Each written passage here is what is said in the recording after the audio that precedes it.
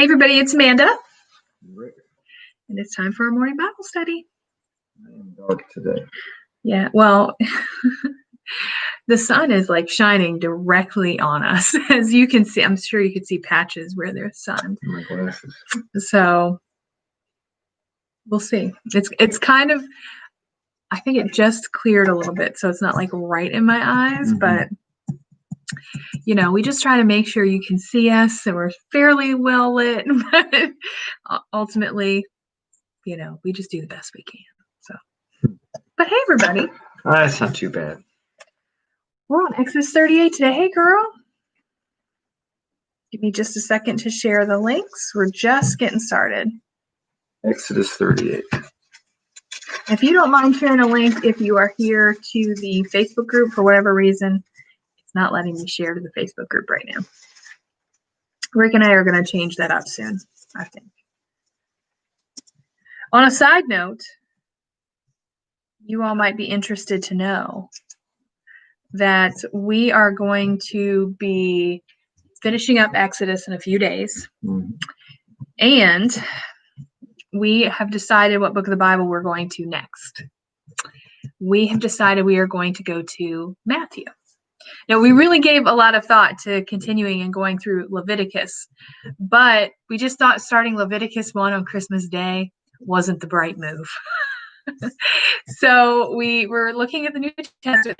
We were always, trying to figure out if we were going to continue or go back to the New Testament, because Rick does have this whole idea that we should, when we read the Old Testament, we shouldn't get too far from Christ. So it's a good idea to go back and forth just so you can see how everything works together. So we had considered going back to the New Testament anyway. And we just determined that Matthew was a good one, especially since we started Genesis. And now we're going to start at the beginning of the New Testament, which, by the way, we had started a Matthew Bible study last year before COVID. Yep. And we decided we're just going to restart it. Why not? So. That's where you had something.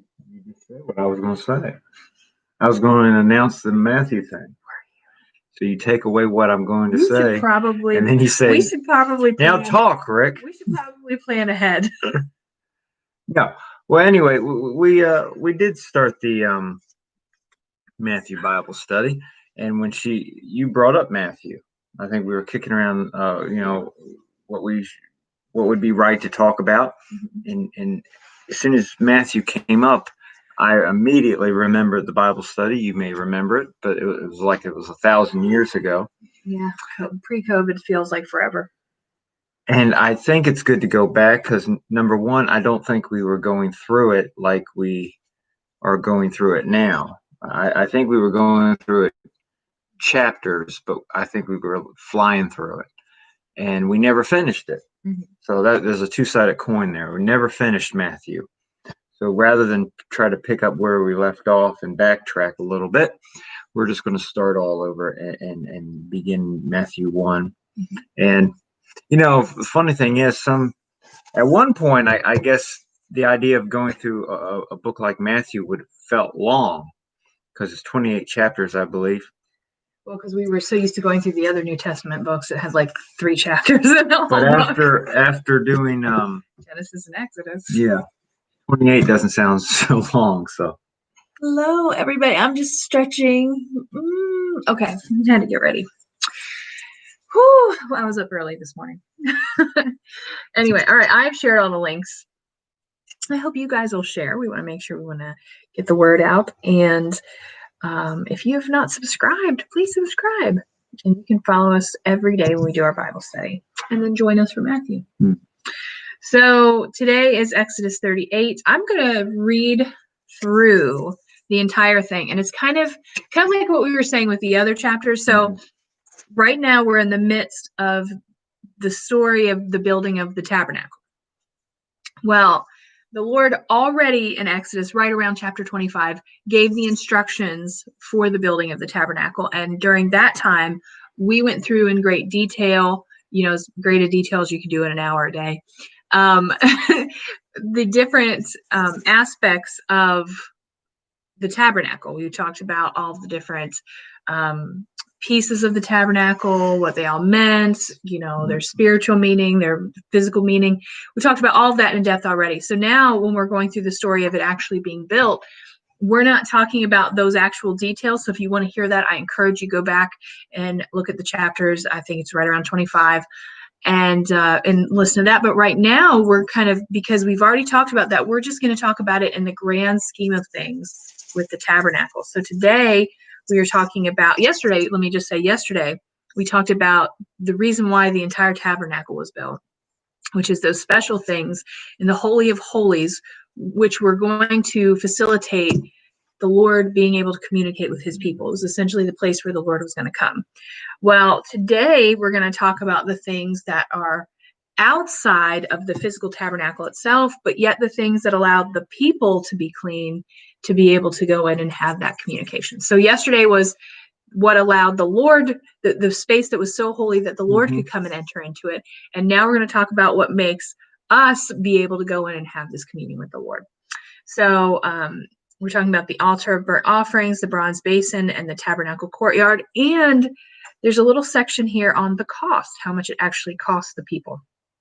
So I'm going to go ahead and read it straight through, and then we are going to talk about it. So be patient, because when I read it, it's a lot of instructions, but we're going to get to the good stuff. So are you ready? Yeah. We are in Exodus chapter 38, starting at verse 1. It says, "And he made the altar of burnt offering of shittim wood. 5 cubits was the length thereof, and 5 cubits the breadth thereof. It was 4 square, and 3 cubits the height thereof. And he made the horns thereof on the 4 corners of it. The horns thereof were of the same, and he overlaid it with brass. And he made all the vessels of the altar, the pots, and the shovels, and the basins, and the flesh hooks, and the fire pans. All the vessels thereof made he of brass. And he made for the altar a brazen grate of network under the compass thereof, beneath unto the midst of it. And he cast 4 rings for the 4 ends of the grate of brass, to be places for the staves. And he made the staves of shittim wood, and overlaid them with brass. And he put the staves into the rings on the sides of the altar to bear it withal. He made the altar hollow with boards. And he made the laver of brass, and the foot of it of brass, and of the looking glasses of the women assembling, which assembled at the door of the tabernacle of the congregation. And he made the court. On the south side southward, the hangings of the court were of fine twined linen, 100 cubits. Their pillars were 20, and their brazen sockets 20. The hooks of the pillars and their fillets were of silver. And for the north side of the hangings there were 100 cubits. Their pillars were 20, and their sockets of brass 20. The hooks of the pillars and their fillets of silver. And for the west side were hangings of 50 cubits. Their pillars 10, and their sockets 10. The hooks of the pillars and their fillets of silver. And for the east side, eastward, 50 cubits. The hangings of the one side of the gate were 15 cubits, their pillars 3, and their sockets 3. And for the other side of the court gate on this hand, in that hand were hangings of 15 cubits, their pillars 3, and their sockets 3. All the hangings of the court round about were of fine twined linen. And the sockets for the pillars were of brass, and the hooks of the pillars and their fillets of silver, and the overlaying of their chapters of silver. And all the pillars of the court were filleted with silver. And the hanging for the gate of the court was needlework of blue and purple and scarlet and fine twined linen. And 20 cubits was the length, and the height in the breadth was 5 cubits, answerable to the hangings of the court. And their pillars were 4, and their sockets of brass 4, their hooks of silver, and the overlaying of the chapters and their fillets of silver. And all the pins of the tabernacle and of the court round about were of brass. This is the sum of the tabernacle, even of the tabernacle of the testimony, as it was counted according to the commandment of Moses, for the service of the Levites by the hand of Ithamar, son of Aaron, the priest. And Bezaleel, the son of Uri, the son of Hur, of the tribe of Judah, made all that the Lord commanded Moses. And with him was Aholiab, son of Ahisamach, of the tribe of Dan, an engraver and a cunning workman, and an embroiderer in blue and in purple and in scarlet and fine linen. All the gold that was occupied for the work, and all the work of the holy place, even the gold of the offering, was 29 talents, and 730 shekels, after the shekel of the sanctuary. And the silver of them that were numbered of the congregation was 100 talents, and 1,760 shekels after the shekel of the sanctuary. A bekah for every man, that is half a shekel, after the shekel of the sanctuary, for every one that went to be numbered from 20 years old and upward, for 600,000 and 3,550 men. And of the 100 talents of silver were cast the sockets of the sanctuary and the sockets of the veil, and 100 sockets of 100 talents, a talent for a socket. And of the 1,705 shekels, he made hooks for the pillars and overlaid their chapters and filleted them. And the brass of the offering was 70 talents and 2,400 shekels. And therewith he made the sockets to the door of the tabernacle of the congregation, and the brazen altar, and the brazen grate for it, and all the vessels of the altar, and the sockets of the court round about, and the sockets of the court gate, and all the pins of the tabernacle, and all the pins of the court round about. Sometimes that's really hard to read.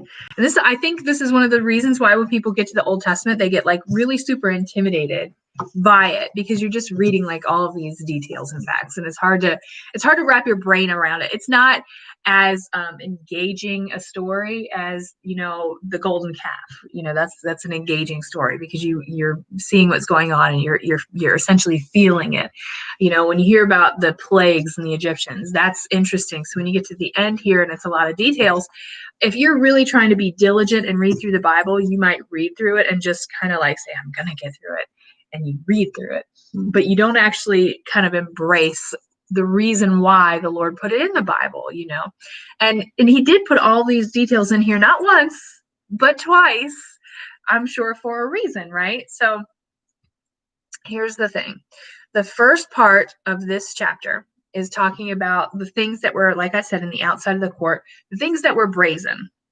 Silver was mentioned a lot too, but those were just little details that had specific purpose. Again, we talked about it in chapter 25.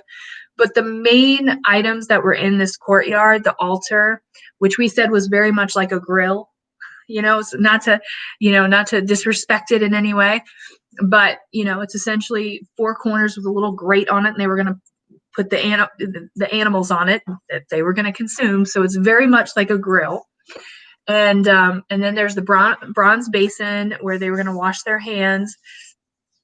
And then, of course, they had the tabernacle courtyard where they actually put up, a fence around. So there's the tabernacle itself in the middle, but then the courtyard is also surrounded by a fence that's made of cloth coverings. And that's just to keep it to be a very private space. Again, we talked about that before in detail. So, but all of this is because what's going to need to happen is people are going to come into that tabernacle courtyard, and they're going to need to be cleansed, both outwardly with the washing of their hands, but also spiritually by the sacrifice, in order to be clean so that they can have that fellowship with the Lord. And so that's what that first part is about. Just reminding them, or reminding us really, because they were the ones actually, they had to actually go about and build it. And so they understood, first of all, the work that went into it, and second of all, the actual cost that went into it. These people all felt that. But we who are reading it need to understand that. We need to grasp that people actually put their effort into this, put their time into this, put their treasure into this, so that they could have an opportunity to have this relationship with the Lord.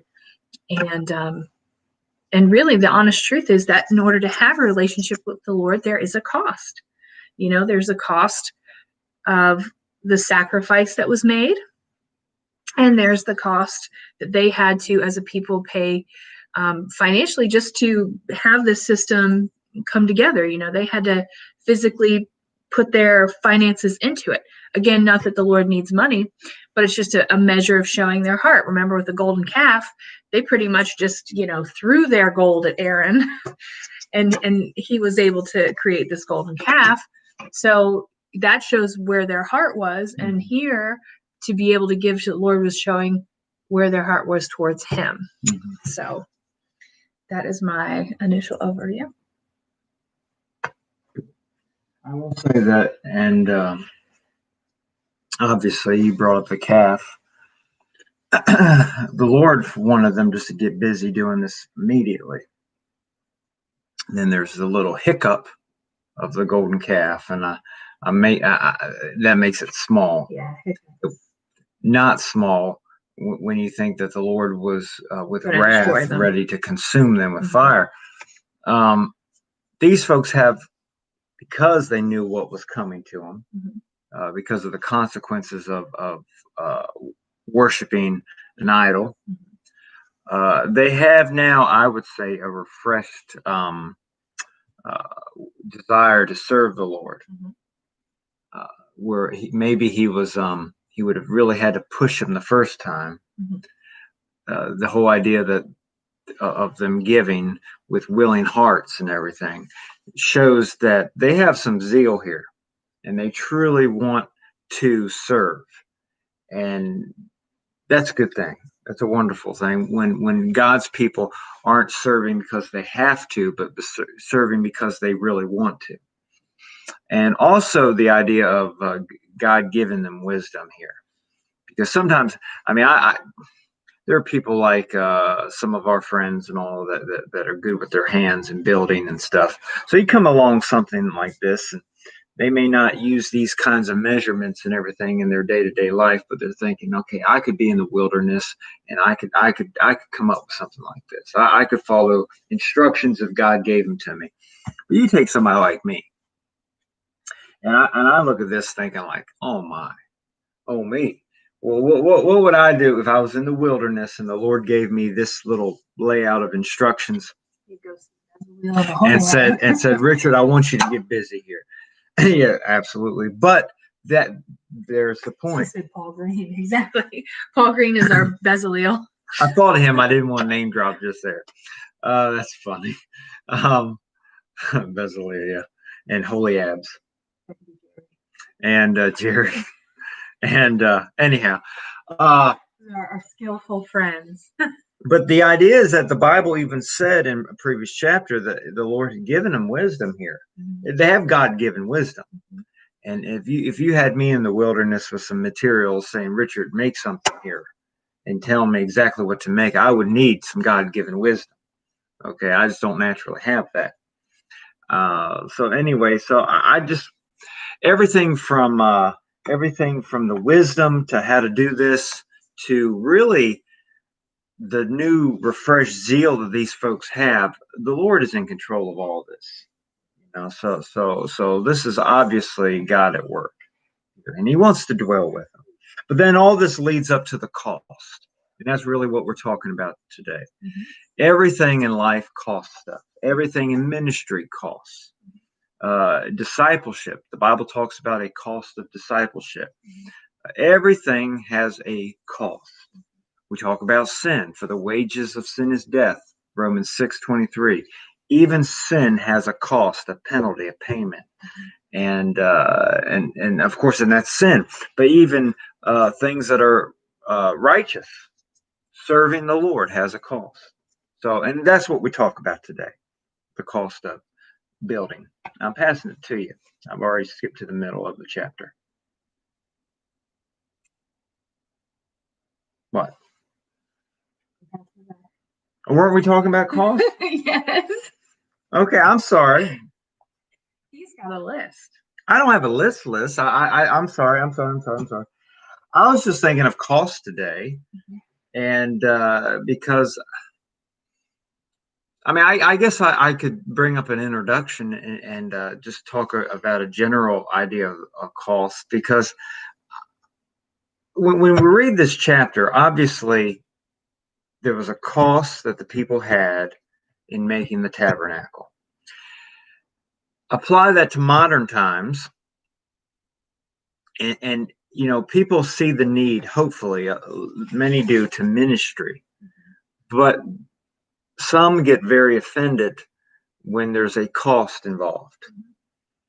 And but everybody understands, you know, there's just a cost to run things. But not everybody understands that. But they do when it's their stuff. You know what I mean? What they understand to live in a house and, to have all the comfortable things that you want, to have the heating and air conditioning system, to have, carpet on the floor, to keep the house clean, to keep water running. There's a cost to it. Right. So people get that. But so when you find yourself in attendance at a church building or doing any kind of ministry activity, they have to pay for the building. They have to pay, salaries of people to keep it clean, But see, that's my point right there. I think a lot of people don't get that. I think we assume that people get it, but there are so many people that get offended by the offering plate. I think they think the government just says, here, have a building and we'll give you electricity. We could ask about that a lot. Like, people ask us all the time about tithing. Yeah. And people play semantics with the wording. And, I had somebody have a discussion with me about whether or not tithing was biblical. And they were arguing with me about, well, they didn't like the word tithe because it was a whole thing. And I'm like, okay, take the name tithe out of it. If you attend a church, if you're there, if you're partaking of their services, then it just seems reasonable that you would then, as a participant, help provide for the needs of that ministry. You know what I'm saying? Like, I personally, like, even if I visit, like when we've moved here, and if we were going to go visit a church, we would make sure we would put something in the offering plate, just because, if you got your kids in Sunday school, there's Sunday school materials. There's a lot of people that volunteer in a church to make sure the church functions well. But then there are other people that do, put their effort into it to make it a job, so to speak. You know what I mean? And praise the Lord for that. I'm thankful for people who the Lord has, given the call and the burden to be able to do full-time ministry. I want to support them in any way that I can.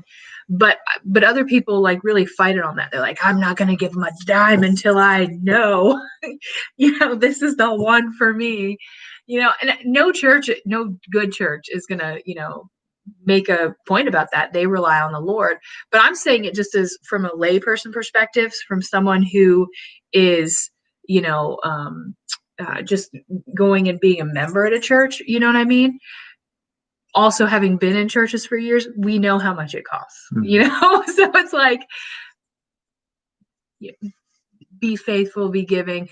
And the Lord understood that there was a cost going to, to gather the materials and get all the things together. There was going to be a cost, and it was divided among all of the people. He actually specified an amount that was to be given by everyone over a certain age to make sure that it was spread out. And if everybody gave a small amount, but everybody was giving, then it wouldn't be very much. But the reason why it's kind of uneven is because, not everybody is as generous as they ought to be. So Melissa said, I think people bristle over money spent on production versus actual ministry, and some just aren't giving. Yeah, and that's the thing too, is that, when you have a ministry, I think you need to choose really well what church you're in attendance at, and make sure that their goals are in line, that you're in a place that lines up with what you believe. Because you want to make sure that you are giving toward ministry. Yeah. But at the same time, there are some things that are important to just the kind of aesthetics, so to speak. So I'm not talking about production, so to speak, but at the same time, I've seen people bristle over some things like new carpet. That's one of the things we've seen in multiple churches, that they put in new carpet. And then there'll always be some people who say, we don't need new carpet. The carpet we have is just fine. And then they're offended that they want to spend the money and put in new carpet. But it's like, if it were your house and it was looking raggedy, and you were having people over your house pretty regularly, because it's essentially, we as a church body have to maintain a building, And it should if we're going to have a building, if people are going to come over and we're going to invite the unsaved in and tell them about the Lord, we want the place to be inviting. We want it to be clean. We want it to be looking the best that it can possibly look, so it represents the Lord. Well, it doesn't have to be ostentatious or showy, but it should be in good shape. You know what I mean? It should show that you care about the place, not because the place is the church, because obviously the people are the church, but if it's the place where the people are meeting and it's the place where the people are worshiping the Lord, then it should be respectful. Just like all of the materials they used in the tabernacle were not cheap. These were high quality materials, right? So there's a balance there. You don't want to be ridiculous about it.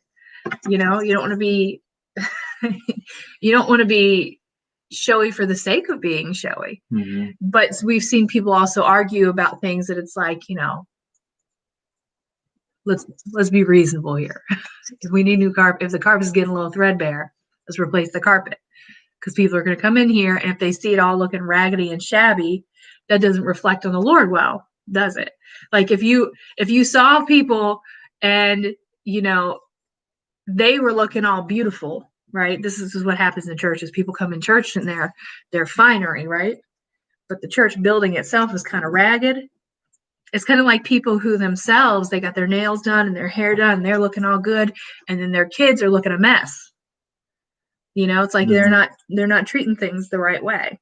So anyway, so I'm just saying that when it comes to we've seen so much over the ministry, one way or the other. But I think here, when we're talking about it in Exodus, you can see that the Lord really, Ricky just sent me a text. The Lord really was wanting a place that reflected who he was, Mm-hmm. not because, and this is, I think, the difference. They understood that this was from the Lord. And so when he made it a place that was with finery, that was for the people who came in to understand the value of the place and the importance of what they were doing. Because you just don't respect something that's shabby. And he knew they needed to actually respect this place. This is where he was going to be. This is where they were going to come in repentant. Mm-hmm. They were going to come in, and something was going to die because of their sin. Like, this was a serious proposition. So there is a cost in terms of finances, but let's not neglect the cost in terms of life.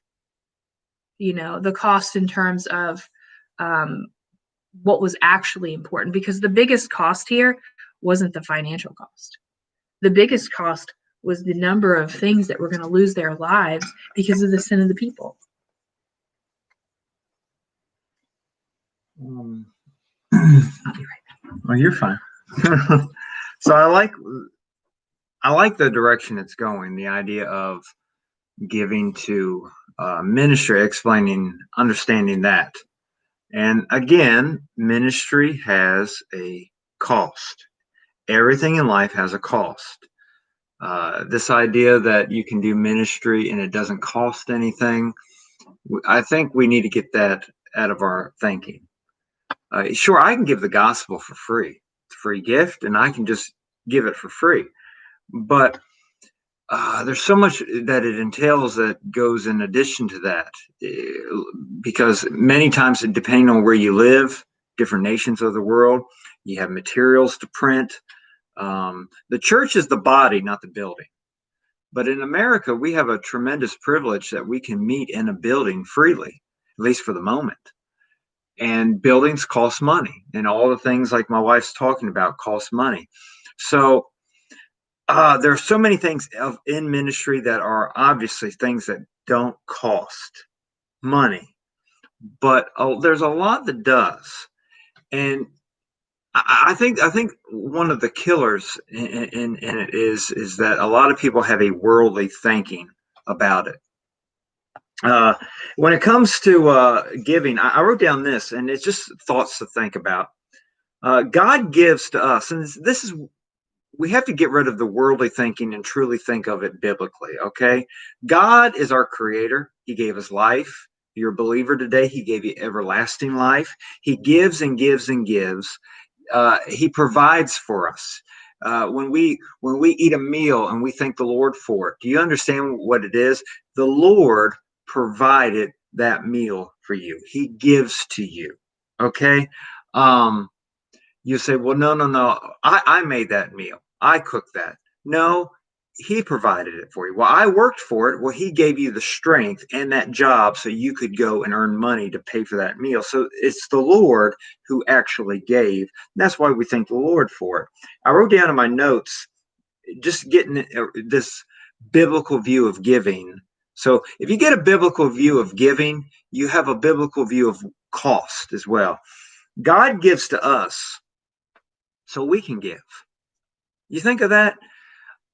God gives to us. If God wants to bless someone else, many times he'll give to us so we can be that channel of blessing. He wants to work through us to bless someone else. That's just the way God does things. And God gives to us so we can give. Sometimes it's a wonderful prayer, and I've heard people talk about it. The idea of praying that God would give you more so you could give more. That kind of thing. I want to give more. I want to put more, toward missions. Well, pray that the Lord will bless you so you'll have more to give. Think of this. We've never given a single dime, okay, that was truly ours. If you get a biblical view of really what you have never given a single dime that was yours. Everything that we have is God's already. Everything. It all belongs to the Lord. So when you give, you're giving the Lord's money. You've never spent a moment of service. You've never exhausted a single second of your day that was truly yours. If you're a believer, you're bought with a price. Your life is not yours. Your life belongs to God. So every moment of your life it belongs to the Lord. So when you give an hour of your day to do ministry work, you're truly not giving anything that's yours. It all belongs to the Lord. When you really have a biblical view of giving and that everything belongs to the Lord, that little that you get when you don't want to give, when you reach for your wallet and that little you don't want to give, it really starts to soften and go away when you realize that, hey, wait a second, it's not mine, it's God's. I'll spend an hour of ministry. I'll spend 2 hours of ministry. The Bible says, go the extra mile, go the second mile, because my life is not mine. My life belongs to the Lord. It helps you to give.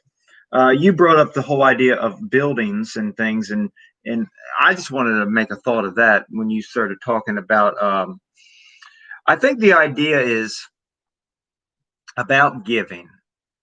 It's stewardship. If you belong to a church and your church has a building, again, the building is not the church. The people are the church. But if you as a church people have a church building that you gather at, that you meet at, you all have an equal responsibility in making sure that that building is in good shape for the Lord. And it is a part of stewardship. The Lord has placed you as the manager over that building to keep it in good shape so his people can meet. You know what that reminds me of? Yes. We have a church very near us that has a cemetery attached to their church. Now, not every church has a cemetery, but this one does. And in our area, several cemeteries several churches have cemeteries attached to them. This one, I think, is really special in that we live near it. So every year around Memorial Day, they have a day that the entire church comes out, and we're not members of this church. We just see it because we live near it, so we know what they do. Every year they have all of the church members come out and clean up the cemetery. And they come out, they spend the whole day out there. They clean it. They put flowers out on every grave. Like they really make it, and they pay someone to maintain it regularly. but they do an extra special job on Memorial Day. It's the only church I have ever seen that does that. Yeah. And it just, to me, it just really reflects well on the church that they get together and they try to take care of the things that they are responsible for. Now, they didn't have to have the cemetery. They could have done it any other way. But the idea is that they know they're responsible for it, so they personally take responsibility. Yes, they pay people to maintain it, but it's also that they go out themselves and spend a whole day cleaning and doing all the things that they need to do as a church body. And I really think that's ultimately the goal, the idea here, is that these people as a body of believers come together, use all of their skills and talents and everything that they have to do what the Lord would have them to do, and to take care of things in the best way that they possibly can. And yes, it costs money, and yes, it costs time, and yes, it costs effort. But the point is, like you said, they're trying to be good stewards, and it's a good testimony to people who are without. You gotta have a good scope, a wide scope. It's helpful. The Lord may not show you everything. He rarely does. It's a step-by-step walk of faith. But at the very least, you should have somewhat of a direction. The people had a direction. They were building a tabernacle so the Lord would dwell with them. Okay, you need to have a good direction. When it comes to ministry today, and we think of this idea of worldwide evangelism, giving out the gospel to this world, you have to have a direction and a scope that the gospel message is to go worldwide so people will hear it and be given the opportunity to trust Christ so they too can have the relationship you have with the Lord. So they also can become a child of God and your brother or sister in Christ. Okay, you have to have a scope that it's not just people on my street. It's not just people in my family, but I also want everyone in my town, county, state. I want everybody in my nation. I want everybody in other nations. I want this world evangelized for Jesus Christ, and I want us to be one big, happy family, in the Lord. You have to have a big scope. God has that scope. Go ye into all the world and preach the gospel to every creature. God's scope is everybody. So you can't limit it, okay? And the idea is that if there's a cost, and there is, to evangelism, there's a cost of time, and yes, there's a cost of finance as well. You have to have a scope that this needs to go worldwide. This needs to be everyone. I bring that up because there was a guy that I knew once, and he was for thumbs up. He was for giving to the local church, his local church. He was for tithing. He was for all of that. He was for the building. He was for paying the preacher. He was for all of that. Where he hit a wall and didn't like it was the idea of giving to missionaries. He thought, well, we should take care of our spot. We should take care of our home church. We should take care of us. Let the others take care of themselves, kind of thing. And folks, you got to understand, that is really, and I'm not trying to be mean, but it's not a worldwide scope. Okay? God gives us a worldwide scope when he said, go ye into all the world and preach the gospel. The idea of sending out missionaries is that you want the gospel to go to everyone. I may never go to South Korea, but I can help support so-and-so who has been called to go to South Korea. And I can kind of tag on with their ministry, and through me giving to them, I can be a part of the souls that they reach in South Korea. And my scope is God's scope, and it's worldwide. Yeah. Honestly, I mean, if you look at it in that perspective, then the question shouldn't be, well, I guess I could give to this. Like you shouldn't be saying, looking at your money and saying, how much do I have? Well, I guess I can give some to this person. The goal would be, how can I give to as many as possible? Because the goal is to get it to every single person, every single person in the world. Like that's such a big goal. Like, you really have to start looking at every area of your life and figuring out every single way that you can change and be focused on those things. You know what I mean? I think right now it's Christmas time and a lot of people are buying gifts, right? Normally throughout the year, we don't buy gifts, right? This is the one day a year people normally set aside to do that. So this is the time of the year when people cut back on stuff. They will cut back on just about everything in the world so that they can have money to give gifts, right? Because everybody wants a great Christmas, right? So what they'll do is they'll cut back on every single thing, give gifts, and then after that, they'll go back to just regular life for another 11 months, right? Mm-hmm. And the thing is that, if you have that kind of financial situation where you can actually spread it out. And I'm not saying anything's wrong with giving gifts. But I'm saying if you can do that, then there is something there that the Lord has given you that you could use for the gospel. You know what I'm saying? The idea is that you should be eager to get it to everyone as many ways as possible. The church that we started in was super involved in missions. Like they supported hundreds of missionaries. Still do. And they had missionaries in all the time.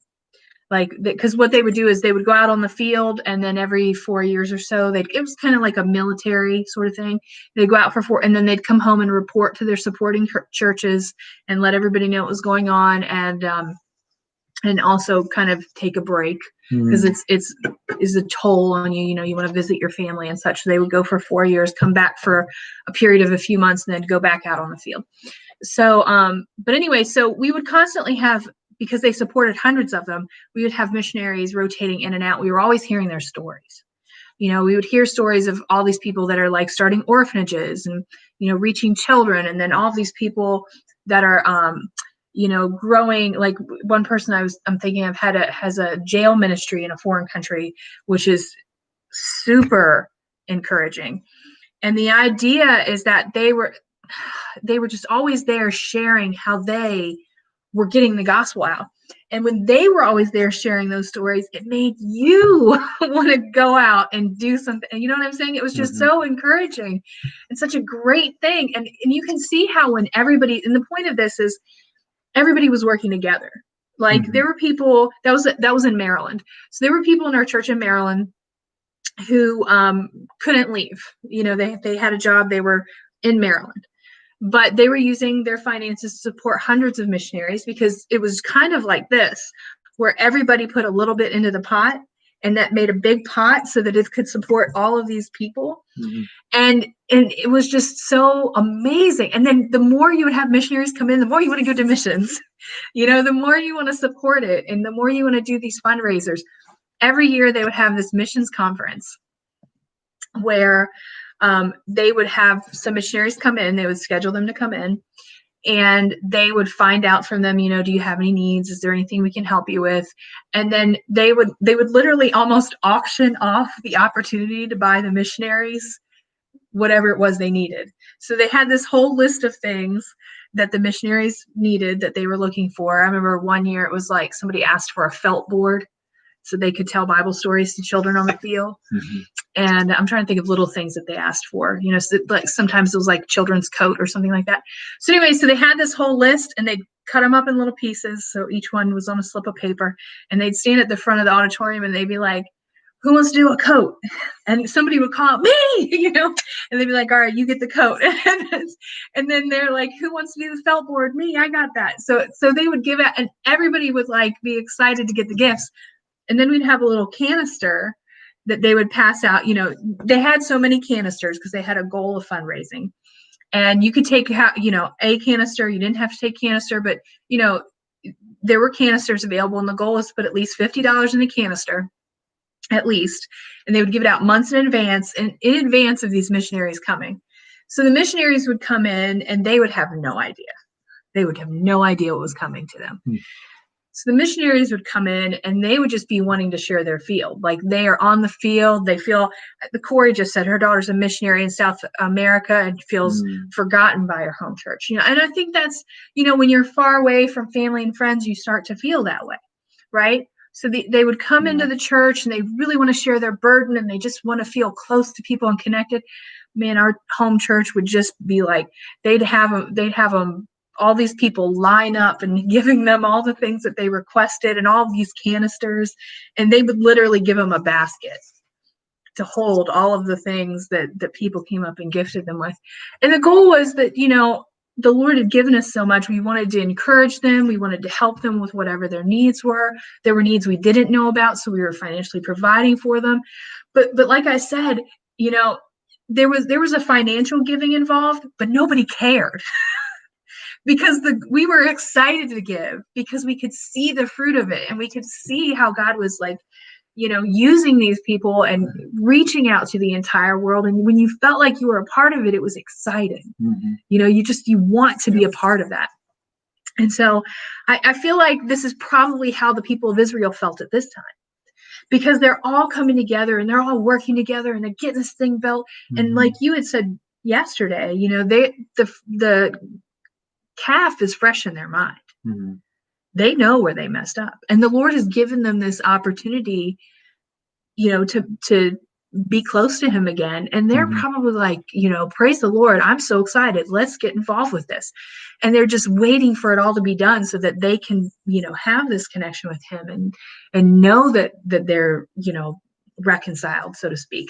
So it's just like you can see that there's an excitement in it. And I think what's missing in a lot of places, in a lot of ministries, is that excitement. How are we reaching the world? How does this impact the world for like people wouldn't mind, I think, sharing their financial gifts or even their physical time and talents if they felt like, oh, this is purposeful. This is actually reaching people. I want to be a part of that. And that's why they give or don't give. I'm glad you pointed that out, because I do believe that when you're close to the Lord and you love the Lord, I believe you're going to love the things that God loves, and God loves souls. When you have a burden and a strong desire to reach the lost for Christ, the cost becomes not as, yeah, exactly. That's the point. When you're not concerned about ministry, when you're not concerned about God's work, you're concerned about self. Yeah, the cost seems like, oh boy, I don't know if I want to give. I that just seems like craziness. But when you really want to, my point is that people give to what they care about. People that love football, they have a Super Bowl party. They don't care how much it costs. They'll buy ribs and what are those burgers? Bubba burgers. Okay. But no, even that, I mean, you think of all kinds of some people will cater a Super Bowl party, or they'll get all kinds of delivery or takeout, but like, you know what I mean? That can be hundreds and hundreds of dollars. As I don't care, because I love football and I love this and I wait all year for this kind of thing. And people don't care about the cost. People that love Christmas like it's just got to be big, and I'll worry about the cost later. I just want a big, when their heart is in it, they give. And I think a lot of people have a problem with giving to ministry is because their heart's not in it. And the thing is, not giving to ministry, that's a fruit of the true problem. And the true problem is that their heart is not really toward the Lord. I think it begins there. When the Lord has your heart, all these other things are like, it's like gravy. No, it's like trimmings. It's like little things that happen along the way. When God has your heart, you give. When God has your heart, you share the gospel. When God has your heart, you sing and you're joyful.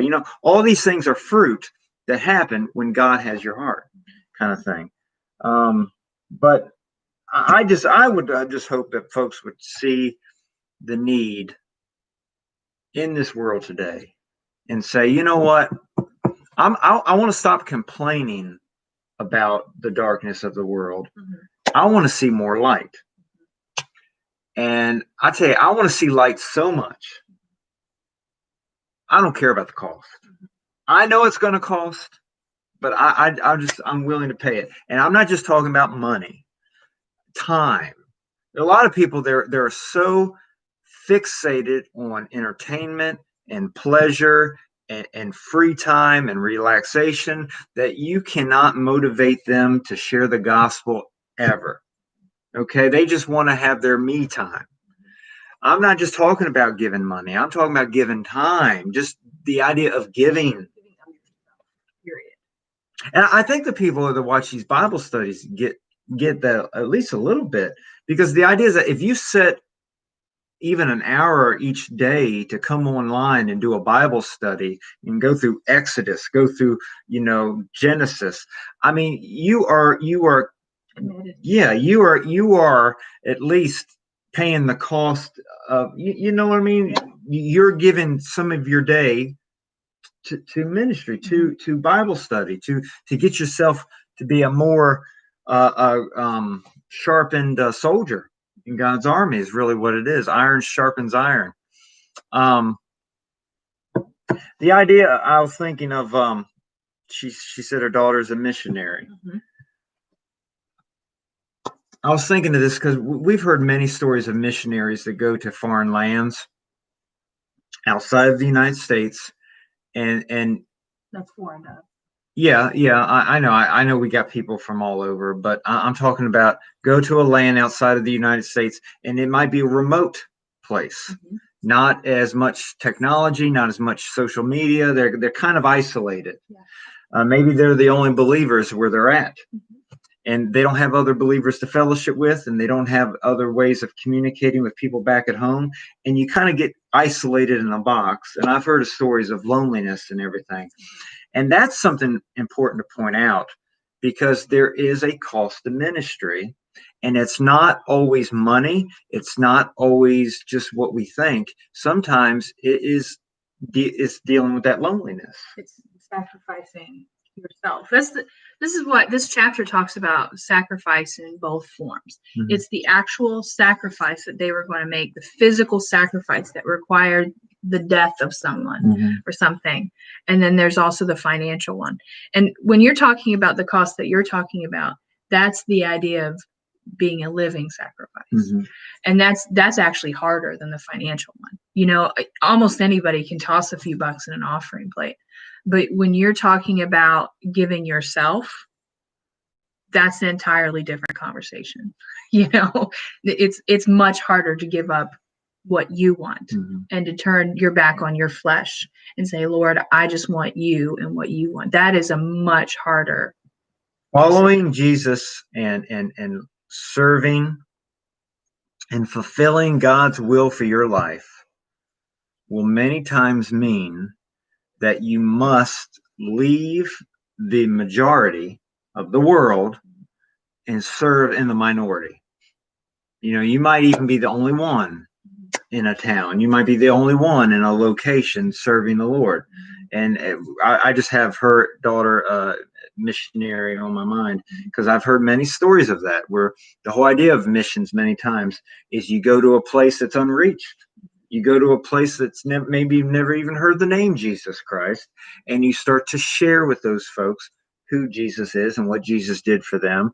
And there is I'm sure, a certain amount of loneliness that comes there. And I would say that the only hope for something like that is just to allow your relationship with the Lord to grow and strengthen more and more and more, because ultimately you and God make the majority, because God is almighty. And but I'm glad that the idea of the cost lesson, whatever this is, got to the idea of missions. I'm very glad of that because honestly and truly,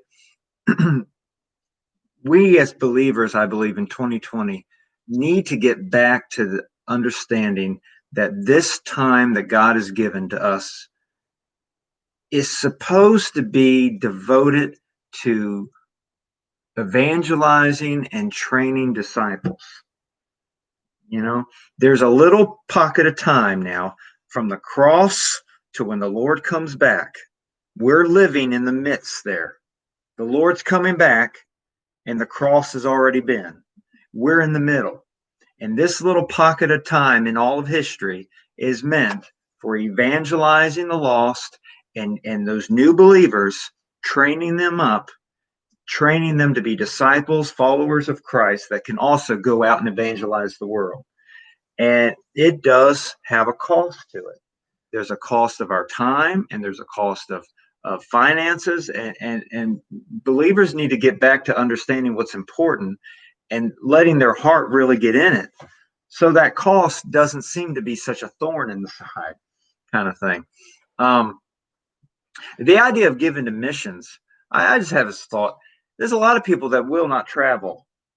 And I'm not putting them down. Right now, most people can't. Well, that's not even the point I'm making. I'm not even talking about COVID. I'm talking about, the Lord may call Bob overseas, but the Lord may not be calling Joe overseas. But if Joe helps support Bob while he goes, all the souls that Bob leads to the Lord, when Joe and Bob go to heaven, you understand? The Lord is not ignorant. He knows what's going on. He's working all this together. Those souls will be in heaven, not just because Bob led them to the Lord, but because Joe helped support Bob, who led them to the Lord. Joe has a part of that eternal blessing reward. Okay, so when you give to a missionary, it is almost, not almost, but you follow what I'm saying. In the Lord's perspective, it's like you went. If I send you to go, I'm supporting you. It is like I went myself, So I think that should be an encouragement to people to give. And ultimately, we give unto the Lord, Well, we are right at the end of our hour. So if you have any other final thoughts, it's a good time to wrap it up. But I really think that this entire chapter is really just about that counting the cost. You want a relationship with the Lord, you want to serve the Lord, there's going to be a cost, and it's going to be significant. It's going to hit you in all those areas that are hard, but worthwhile, because at the end of this chapter or the end of this book, they are going to be at a place where they are close to the Lord. And this is not about salvation by any means. This is the cost of discipleship. You know what I mean? This is the cost of walking closely with the Lord. So, something to consider. When it comes to salvation, the Lord did pay a cost. He did pay. He paid it. The Lord paid a cost. He shed his own blood. The Father paid a cost. He gave his only begotten Son. But like you said, this is about counting the cost of discipleship. And I just wrote down in my notes that, as believers, we serve the Lord. Our service costs, period. But God provides what it costs. He does. The idea is that, hey, it does cost, but God has given to you already what it costs.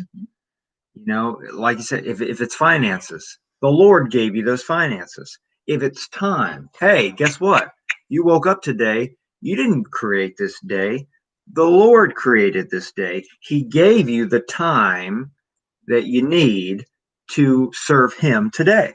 Okay? I just want to say, in so God provides what it costs. In relationship to that, the Lord provided these people with all of the funds that they had because they got it when they left Egypt from going to their neighbors, because the Lord had opened their hearts so they could do that.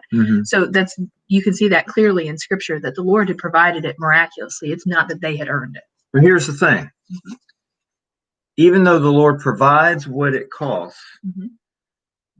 it still comes down to this. The Lord did not make us to be robots. Mm-hmm. We have a free will and we have a choice. You can pay the cost. Even, you can, with your time, you can choose to serve or you can choose not to serve. Mm-hmm. We do have a choice. Now, what I would pray for, that all of us, including myself, that we would pay the cost freely. Finances or our time, whatever it is. If the Lord has shown us his will and we know that we need to act and move with faith, that we would pay it freely, like in the previous chapter, with a willing heart, and that we would also do it in faith, knowing that the Lord's in it, that we're doing it as unto the Lord. Okay. And the whole idea, and I don't even know how to fit this in other than I'll just do it. It's the verses of paying the cost for discipleship. It's Luke 14 in verse 26. If any man come after me, Jesus said it. If any man come after me, he said, yeah, there's a cost. If you're going to follow the Lord, believers, this is for believers now, there is a cost. If any man come after me and hate not his father and his mother and wife and children and brethren and sisters, yea, he and his own life also, he cannot be my disciple. And I'll say this as a little point to make, and you may have heard this before. The Lord's not saying, hey, hate your father, hate your mother, because he also tells us in the Bible several places now to honor them. Mm-hmm. So he's not telling you to honor them in one place and telling you to hate them in another and contradicting himself. The idea, folks, and I do believe this truly, that you are to love the Lord with your whole heart and your neighbor as yourself. The Lord is supposed to have the best part of you, and you are to love him with your whole heart. Your allegiance is to be to him. And when you compare the love that you have to God to the love that you have for others, it looks like hate when you compare the two, when you think of the love that you have for others. Why? Because you love God so much. You love God this much because he's got number one. He's got that first place, and everyone else is a second. And that just looks like hate, like you hate them because you love the Lord so much. The idea is that the Lord has the first place in our heart. And that's the cost of following the Lord. That you love, and that you even hate your own life. The idea of dying to self. It's not about the desires of Richard Beale. It's about following God's will for my life. Okay? Excuse me, and whosoever doth not bear his cross and come after me cannot be my disciple. And that whole idea, and you've maybe you've heard it before, the cross is a place of death, and the idea is that you die to self. Every day you have to take up your cross. You know why? Because every day that old flesh wants to rule your life. If I took up my cross yesterday and I said, it's not about me, it's about Jesus. Today, I'm serving the Lord. I'm not serving Richard Beale. Guess what? I slept. I wake up. It's a new day, a whole new group, flock, abundance of choices. I can today, yesterday's over. I can't do anything about yesterday. Today, I got a choice. I can serve Richard Beale or I can serve Jesus Christ. Today, I have to take up my cross. Today, I have to say, Richard Beale, it's not about you. It's about Christ. If people come to know me and I'm all they know, they're going straight to hell because I can't save anybody. But if they come to know Jesus Christ, hey, we can fellowship one day in heaven. They will be my family by faith. That's a good thing. It has to be about Jesus. I can't do anything for anyone, but Jesus can do everything for everyone. It has to be about Jesus, but there's a cost. I have to die. It cannot be about me. It has to be about Christ. And that's the cost of discipleship. Everything in life has a cost. Everything. If you choose to do wicked, wickedness in your life. But there's a cost. You know, alcohol costs, drugs cost, immorality costs, everything costs. A life of leisure and pleasure costs money. People may pay millions of dollars each year to live a life of ease. It costs. Well, you know what? To live a godly life also costs. But are you willing to pay it? The reward is far greater. Okay, there's pleasure in sin for a season, but it's soon over. But the reward for paying the cost of following God is eternal. You know, millions of years from now, we'll be in heaven talking about paying the cost here on earth and talking about what God did with it and how great things he did because of the cost that we paid. Okay, so, you know, something to think about. On that note, we're going to close in prayer. Well, thank you for today, and I thank you for the privilege of being your children, your servants, and I do pray that we will be faithful and that we will be good stewards over everything that you blessed us with, and that when we give, you will take what we give and multiply it and bless this world. I pray that folks will be saved and discipled, and that your name will be exalted. We love you today. In Christ's name, amen. All right, tomorrow we are going to wrap it up with the priestly garments. And I think we'll find that interesting. Going back to the ephod. Moses is going to approve all the work. And then the next day, the tabernacle will be complete. So we're just going to finish this up these next few days. And again, we're going to be starting Matthew 1 on Christmas Day. Mm-hmm. And we will be here on Christmas Day. So come join us. So, all right, that's it. You all have a great day. Thanks for joining us, and we'll see you guys next time. Bye. Have a great day.